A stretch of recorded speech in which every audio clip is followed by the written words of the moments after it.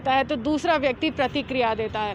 लेकिन ऐसा क्या हो गया कि जब अपने ही राजनीतिक दल का एक कार्यकर्ता अपने नेताओं से मिलता है तो उसको वो सुरक्षा प्रदान नहीं की जाती, उसको उस तरह से आश्वासन नहीं दिया जाता। लेकिन देश में ये डंका ज़रूर बचाया जाता है कि हम अपने कार्यकर्ताओं के लिए बहुत कुछ कर रहे हैं, बूथ स्तर पर अपने कार्यकर्ताओं को कहीं ना कहीं आगे लेकर जा रहे हैं। मेरे साथ एक शख्स है, नेशनल कॉन्फ्रेंस के जो विधायक थे रशपाल सिंह, जो अभी इस दुनिया में नहीं है, उनके परिवार ने इनको हरास किया और कहीं ना कहीं गंभीर आरोप ये उन पर लगा रहे हैं कि अब जो है मामला इतना गंभीर हो चुका है कि इनको मीडिया के समक्ष आना पड़ा और पुलिस से भी मिल चुके हैं, सबसे मिल चुके हैं, लेकिन अब जनता के सामने अपनी व्यथा रखने वाले। तो दिलबाग जी, क्या हुआ क्या था ऐसा कि आज इतने मजबूर हो गए कि पूरी दुनिया के सामने बेनकाब कर रहे हैं? जी थैंक यू।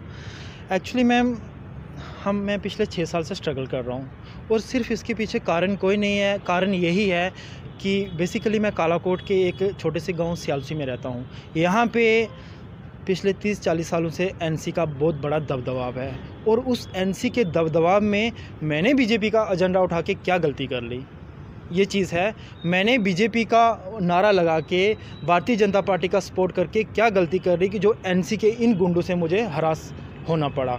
अब इस चीज़ को इतनी ज़्यादा हरासमेंट में, ऐसा हरास नहीं कहूँगा, कोई लिंचिंग ही बोलूँगा मैं, जेनोसाइड हो रहा है हमारे साथ। इतना हमारे सारे फंडामेंटल राइट्स का वायलेशन किया गया।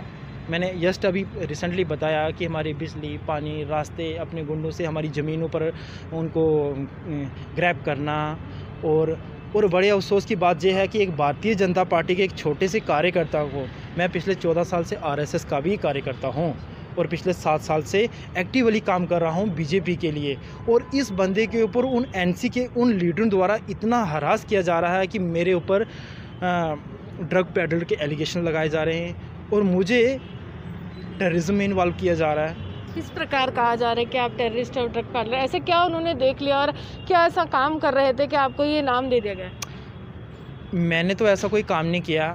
उनको हमारा उनके खिलाफ़ खड़ा होना अच्छा नहीं लगा कि मुझे दबाने के लिए उन्होंने लाख कोशिश की, हर चीज़ में उन्होंने कोशिश की इस बच्चे को, इस लड़के को दबाया जाए कि यहाँ हमारा कंपटीटर दूसरा कोई खड़ा ना हो जाए। और मैंने भी बीजेपी का मैंने कहा आप करते रहिए, लेकिन हम भारतीय जनता पार्टी के लिए लड़ते हैं, लड़ते आए हैं और लड़ते रहेंगे। इस चीज़ को देखते हुए उन्होंने मेरे ऊपर इतने बड़े एलिगेशंस, झूठे FIRs, फैमिली के साथ हरासमेंट करना, बहुत बर्दाश्त कर लिया मैम, और अब मीडिया के सामने आना पड़ा है। आपने अपनी प्रेस रिलीज में लिखा है कि 2 बार आप पर हमला हुआ है और आपने पुलिस को भी अप्रोच किया था। पुलिस ने किस तरह से उस मामले में संज्ञान लिया? मैम 2 बार क्या, कई बार हमला हुआ है। जब आप मेरी फ़ाइल पढ़ेंगे उसमें मतलब कि दर्जनों कंप्लेंट्स ऐसी हैं कि जो हमारे ऊपर उन्होंने अटैक किया, पुलिस को बताया, लेकिन पुलिस ने कोई एक्शन नहीं किया किसी भी। फिर लास्ट फाइनली मुझे DGP साहब तक भी अप्रोच करनी पड़ी, IGP साहब तक भी अप्रोच करनी पड़ी, और उनको मैंने कंप्लेंट्स की कि आपकी सर जो राजौरी डिस्ट्रिक्ट एडमिनिस्ट्रेशन है उनकी नेग्लिजेंसी है, वो अच्छे से काम नहीं कर रही हैं और इन गुंडों को शेल्टर दे रही हैं। और सर मैम आज दिन तक उन पर कोई एक्शन नहीं हुआ। अब मैं DGP साहब से यही अपील करना चाहूँगा कि सर अब तो कम से कम आप पर्सनली इंटरव्यू करिए इस चीज़ को, और गवर्नर साहब से भी कहूँगा कि इस चीज़ को देखते हुए इन गुंडों के ऊपर सख्त से सख्त। एक तरफ से कश्मीर में जिस तरह से लगातार सियासतदानों को निशाना बनाया जा रहा है, तो भाजपा कह रही है कि सुरक्षा प्रदान करनी है, तो अब कितने सालों से भाजपा के नेताओं से सुरक्षा की मांग कर रहे हैं? सुना है मैंने भाजपा के काफ़ी कार्यकर्ताओं को कश्मीर में भी हरास किया जा रहा है, उनके ऊपर पर्टिकुलरली बीजेपी के लोगों को टारगेट किया जा रहा है, और वहाँ तो एक माहौल ही ऐसा है पिछले कई सालों से। लेकिन हम इस अच्छे एरिया में एक भारतीय जनता, मैं एक्चुअली मुझे नहीं लगता कि जम्मू, पुंछ, किसी और डिस्ट्रिक्ट में बीजेपी के पर्टिकुलरली कार्यकर्ताओं को साथ इस तरह हो रहा। स्पेशली बात करूँगा मैं कालाकोट की, आज नहीं पिछले कई सालों से। मैं एग्जांपल दूंगा तो आप कोई भी एजेंसीज हैं यहाँ सुन रही हैं, जाइए पता करिए कि भारतीय जनता पार्टी का ऐसा कौन सा कार्यकर्ता नहीं है जिसके साथ इन्होंने हरासमेंट नहीं की, और इस हद तक हरास नहीं की। मैम बहुत हद लेवल तक, यानी राजनीतिक तौर पर बहुत दुश्मनी हो गई, व्यक्तित्व तौर पर कोई दुश्मनी थी, पर्सनल रंजिश नहीं थी, राजनीतिक तौर पर थी। पर्सनल रंजिश मैम उनकी किसी के साथ नहीं है, वो सिर्फ अपना फ़ायदा, अपना पॉलिटिकल इंटरेस्ट को देखते हुए वो सारी लिमिट क्रॉस कर देते हैं। वो इस टाइप के लोग हैं। अब मैं एक्चुअली उनके फैमिली पर बात नहीं करना चाहूँगा। अब उनकी फैमिली में क्या हुआ ये आपको पता चल जाएगा, या आप किसी के थ्रू वहाँ पे जानकारी ले लीजिए उनके अपने फैमिली के अंदर सिर्फ एक राजनीतिक तौर पे क्या रंजिश बनी हुई है। जो 40 साल से एक साथ थे, आज सिर्फ अपना फ़ायदा देखने के लिए बाई बाई के बीच में फूट पड़ी हुई है। सर, अगर यहाँ पर अगर ये चीज़ें देख रहे हैं, हमारे देश के गृह मंत्री समय समय पर कोई भी चुनाव आता है तो कार्यकर्ताओं से अपील करते हैं कि पार्टी को मजबूत बनाइए।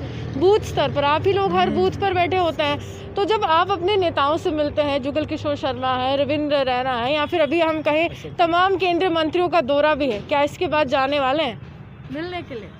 हम मिलने के लिए जाने वाले हैं। यस एक्चुअली मैंने अभी फाइल मेरी कहा है, मैंने एक हफ़्ता पहले 10 दिन पहले प्राइम मिनिस्टर नरेंद्र मोदी साहब जी को हमने एक चिट्ठी लिखी है, अमित शाह जी को भी लिखी है, और इसमें हमने गवर्नर साहब जी को भी अपील की है कि सर इस तरह के लोगों को आज दिन तक पुलिस वहाँ पे शेल्टर देती आई है, और आप ही हो पर्सनली इस चीज़ को देखें और एक्शन लिया जा सकता है, अदरवाइज़ कोई चांस नहीं है। यहाँ की भाजपा क्या कहते हैं, क्या आश्वासन आपको दिए जाते हैं सुरक्षा के लिहाज से? मुझे क्या आश्वासन दिए, मैंने सबको आपको बताया कि सबको रविंद्र रैना जी तक अप्रोच किया है। मुझे क्या आश्वासन, मैं ये कहना चाहता हूँ कि जाइए इतिहास उठा के देख लीजिए, भाजपा के 20 साल 30 साल पहले कार्यकर्ता जो हैं उनके साथ क्या होता आया है इन एनसी के गुंडों द्वारा। मैंने आपको रिसेंटली बता दीजिए 2019 के पार्लियामेंट इलेक्शन में भाजपा के प्रेसिडेंट, एसटी मोर्चा के प्रेसिडेंट, उनके साथ हरासमेंट हुई, एफआईआर लगी, और उनका दबाव इतना था कि उसका एक्शन नहीं हुआ और उसी पर रिएक्शन हो गया। लेकिन उपराज्यपाल का प्रशासन तो भाजपा के ही अधीन है, केंद्र सरकार से उपराज्यपाल आते हैं और कहीं ना कहीं हर व्यक्ति को सुरक्षा प्रदान करने की उनकी जिम्मेदारी है। पुलिस जो है अभी केंद्र के अंदर है, क्योंकि धारा 370 हटी है तो केंद्र शासित प्रदेश है, फिर भी इस तरह से चीज़ें हो रही हैं। मैम यही तो सोचने वाली बात है। हमने एक उम्मीद की थी कि 370 टूटा है यहाँ पे, इवन कि अब सरकारें नहीं हैं। पहले तो एनसी की सरकार मैक्सिमम यहाँ पे रहती थी, अब गवर्नर रूल है, अब ये चीज़ें हो रही हैं, अब इन गुंडों पर एक्शन होगा। लेकिन बड़े अफसोस के साथ कहना पड़ रहा है कि सेंटर में हमारी सरकार, स्टेट में हमारी सरकार, और पर्टिकुलरली उस कालाकोट में हमारी सरकार, वहाँ के मिनिस्टर साहब हमारे, और फिर भी इन गुंडों पर शिकंजा नहीं कसा गया। मैं कैसे इस चीज़ को बयान करूँ? मैं यही कहना चाह रहा हूँ, इन गुंडों पर फिर कौन एक्शन लेगा?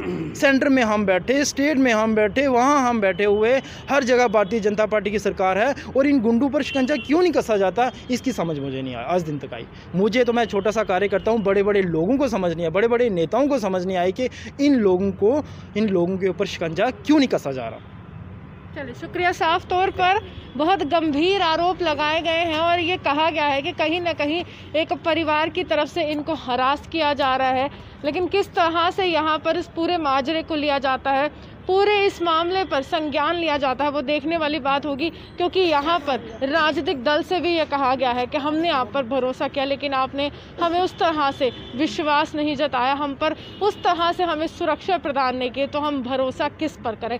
इसी के साथ विजुअलिस्ट पारस के साथ मैं रूहानी आपसे बता लेती हूँ।